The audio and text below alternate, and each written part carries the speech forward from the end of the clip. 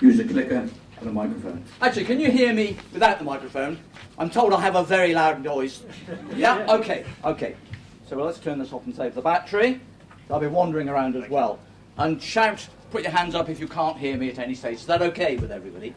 Well, thanks for this introduction. And my credentials are basically, I've been a professional fundraiser for 25 years. I've been a volunteer fundraiser for 50 years. So I know how hard it can be to ask for money.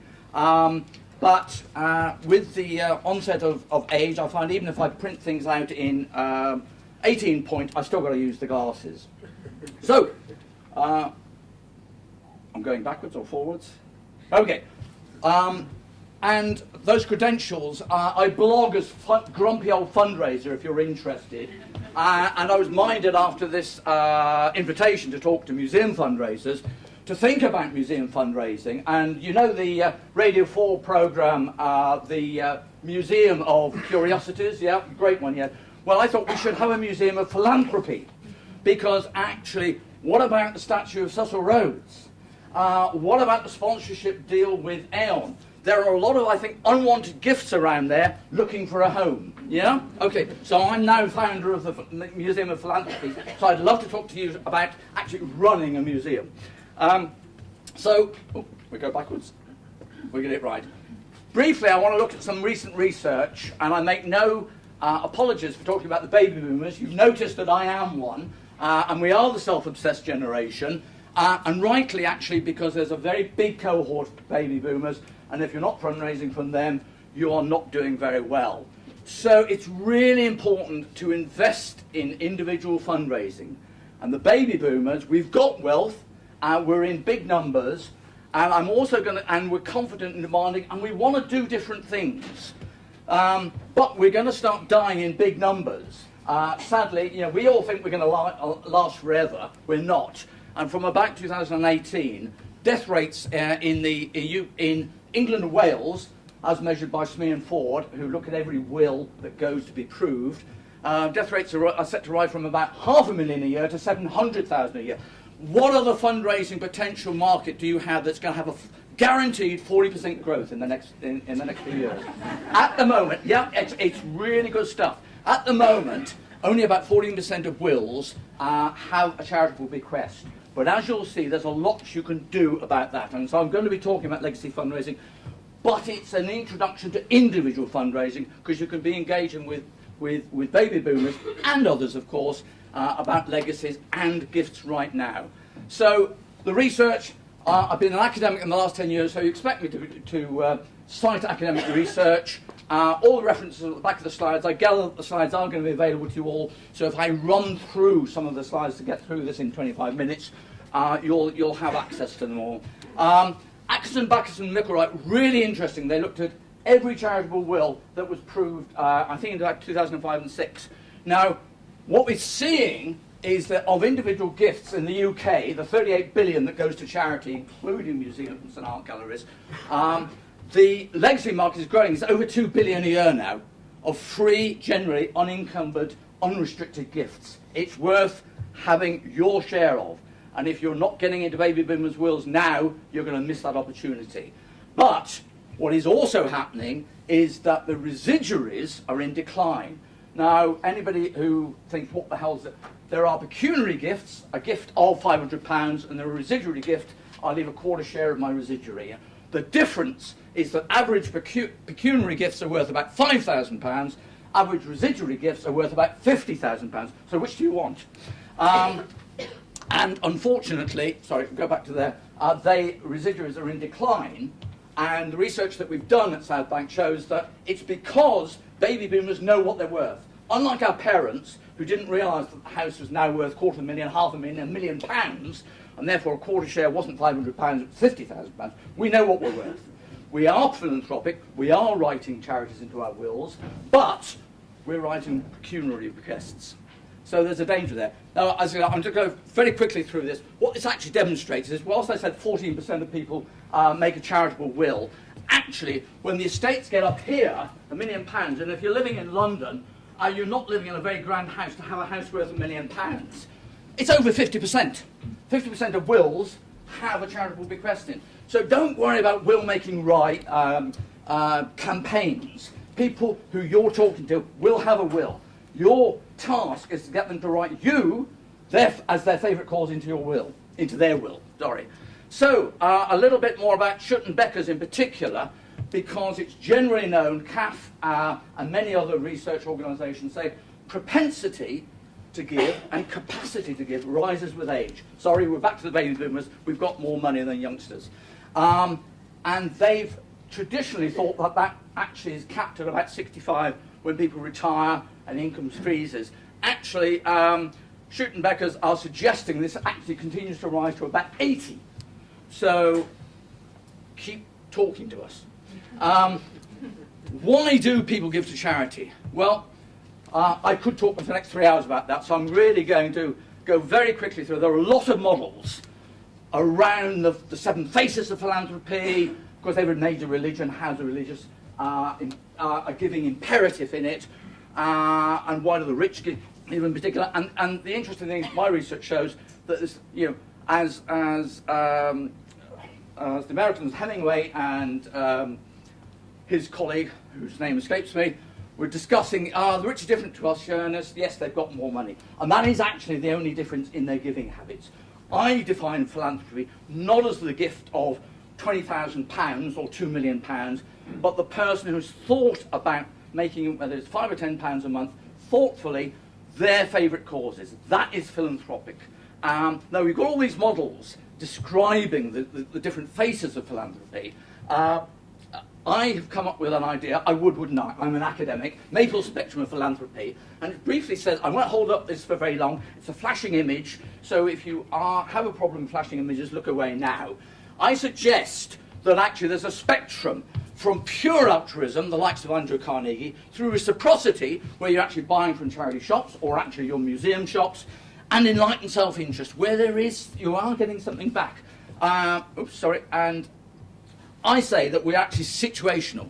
We give first and foremost in response to the person who asks us. It's been known in fundraising circles for a very long time that major gift fundraising is all about the asker. Actually, all fundraising is all about the asker, but it's not necessarily, it doesn't have to be face-to-face.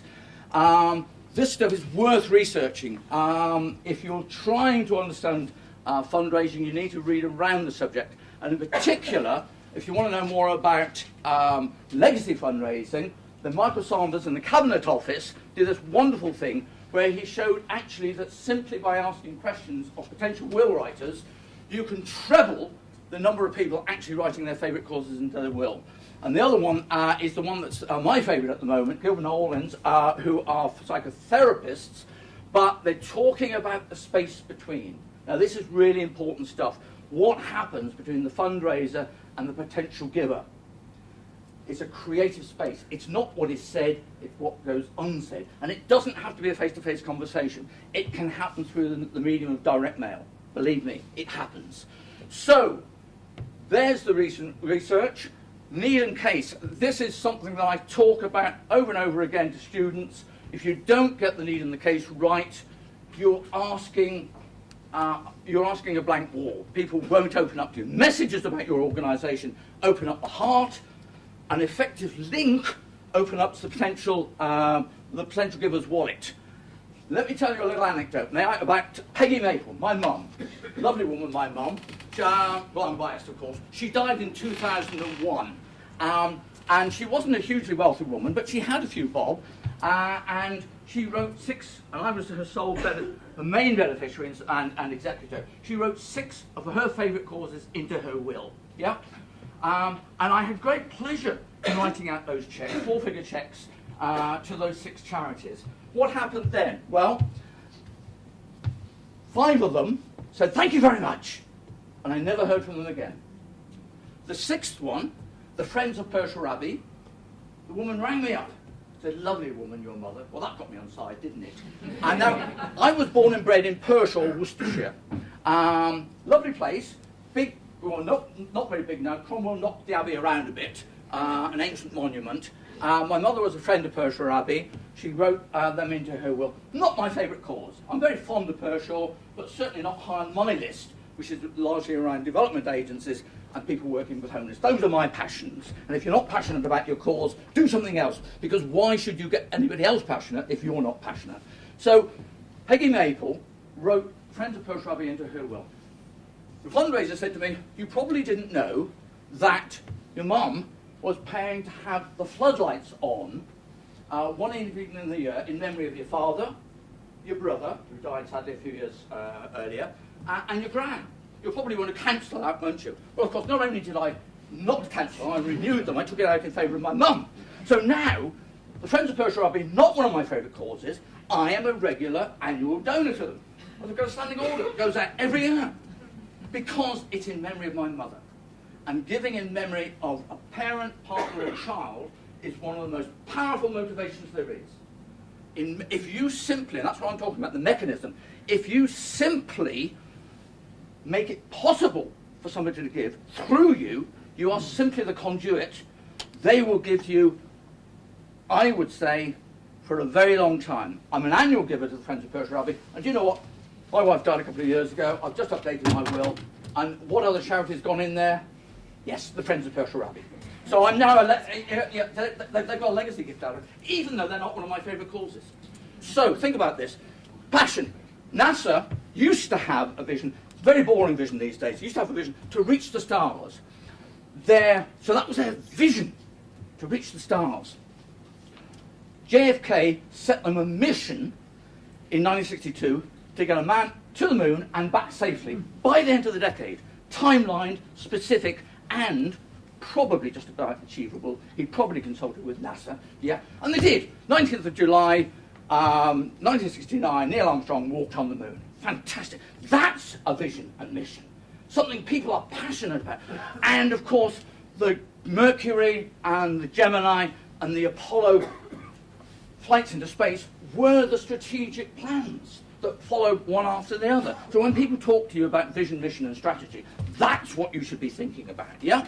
Well, I'm only one plug, I promise, one plug. If you really want to know more about this stuff, buy the book, Marketing Strategy for Effective Fundraising. I promise only one plug. Okay, so we've got some time, haven't we? I've got 10 minutes left? Just? Okay. 10 of the most common mistakes that fundraisers make. So if you avoid these, you will be doing very, very well. Don't think it's about the money. It's not. It's about the people that you're asking and what they believe. You've got 2 ears and 1 mouth. Use them in that proportion. It's about being effective. It's about finding time and space. It doesn't have to be face-to-face. It can be by mail. It can be by email. It can be by telephone. About developing, you heard it earlier, relationships. Charities have got it horribly wrong recently, going back to transactional fundraising and simply asking over and over again for a donation. You've got to take time. You've got to build up relationships. As a fundraiser, you've got 2 ears and 1 mouth. Use them in that proportion. Thinking it's about you. It's not. You think your story is the way you fundraise. It's got to be about how you relate to people. It's about being effective and again, proving to the boomers in particular that you are effective. We want to know, it's not, don't get hooked up with it, we only spend 10 pence in the pound. That's bollocks, excuse me. Because you've got to invest in fundraising, as I said at the outset. It's an investment for the future. But it is about how are you using my money to make a difference to the world, to preserve this really, really important bit of heritage, to really educate for the future. Neglecting, I've just talked about the vision, mission, the case for support. Things change. Your organisations change. In a nutshell, the case for support is what do you do? Why do you do it? What is unique about you? And why should I support you? Why should I get out my credit card? Vision, mission, strategic objectives. You've got to have an achievable dream. Because if you can't share a dream with somebody, how can you inspire them to give you money and volunteer? Okay, curiosity. As you can tell, I'm a very curious person. It's why I'm researching the nature of philanthropy to try and find out why people do give or don't give money to charity. There's a lovely case. Do you know about the Tate? There were lots of boxes. There were lots of photographs earlier of collecting boxes. Where is your collecting box? The Tate's was right in the entrance, and some people would give. The new director of fundraising walked around and had an idea. He thought to himself or herself, what if we put it at the end? And you know what? Donations trebled. They've now got boxes at both ends, of course. So be curious. Testing. Yeah, saddos that we are, direct marketeers say testing is the most exciting thing you can do with your clothes on. You've got to keep testing. And if you can, create an innovative budget where you actually don't expect to get a return on investment because you'll learn more from your failures than your successes. Believing all the hype about the next thing. Yeah, we saw something about crowd fundraising, whatever. Things change, but you know, there are very few new ideas under the sun. It's generally a twist on the old one, and you've got to test it. You've got to test it and make sure it works. And for you, because it might work for somebody else and not for you. Thinking that you know what needs to be done. I've got a list. I've got a case for support. Yeah, I know what needs to be done. Do you? Well, I think if you haven't done the research, you don't know what needs to be done. Think strategically, act tactically. And the brief for research, let's look at that. It's Kipling's 6 Honest Men. They taught me all I know. Their names are how and what and why, where and when and who.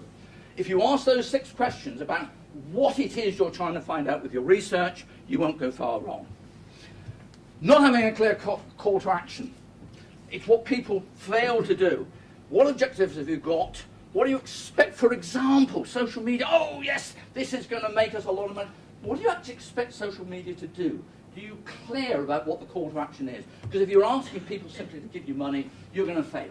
Social media is not about getting donations. You might, as a result of something going viral, get money, but you've got to have a clear call to action. And not knowing where you're going. Back to strategic planning. If you don't know where you go, you know Lewis Carroll, like the Cheshire Cat said, if you don't know where you're going, it doesn't matter in which direction you go. You've got to have a plan. You've got to know where we are now, where we're going, and how we're going to get there. Yeah, and it's about building a sustainable income stream, isn't it? Because that's what they tell them. Well, you've got to take risks. You know, it's the old adage, you know, if you want to marry a prince, you've got to kiss a lot of frogs, or princess. You've got to be, if you're risk averse, you're not taking risks, you've got to test, you've got to make mistakes. And I've got to tell a very quick story about Crisis UK. Okay, homelessness.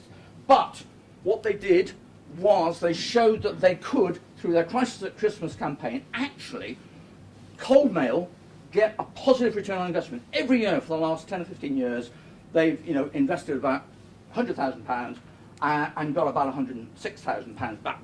And the finance director and the director of fundraising went to the board and said, we can earn more putting £1 million of our reserves into fundraising. You can have them back into reserves because we can guarantee you'll get 6% back. Whereas, what are you getting in the bank? And they did. And they did it 3 years running. And they put the money back in there, but they've now got about 40,000 extra supporters on board. So, take risks. Remember, everybody, that is me, believe it or not, everybody has a life outside the day job and outside the volunteering they might do for you. They have a passion. As you can see, I'm an aged rock god, or I think I am. If you can tap into people's passions, whether it's something in memory of your parent, partner, or child, or just something that they want to be the change, then, if you're listening to these people, you will get their head and their heart. Thank you.